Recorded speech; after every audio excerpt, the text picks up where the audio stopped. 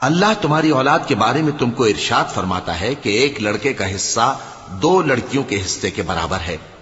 اور اگر اولاد میت صرف لڑکیاں ہی ہوں یعنی 2 یا 2 سے زیادہ تو کل ترکے میں ان کا 2/3 ہے،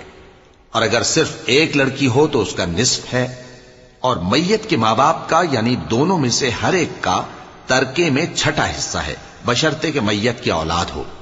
اور اگر اولاد نہ ہو اور صرف ماں باپ ہی اس کے وارث ہوں تو 1/3 ماں کا حصہ ہے، اور اگر میت کے بھائی بھی ہوں تو ماں کا 6واں حصہ ہوگا۔ اور یہ تقسیم ترکہ میت کی وصیت کی تعمیل کے بعد جو اس نے کی ہو یا قرض کے ادا ہونے کے بعد جو اس کے ذمے ہو عمل میں آئے گی۔ تم کو معلوم نہیں کہ تمہارے باپ دادوں اور بیٹوں اور پوتوں میں سے فائدے کے لحاظ سے کون تم سے زیادہ قریب ہے؟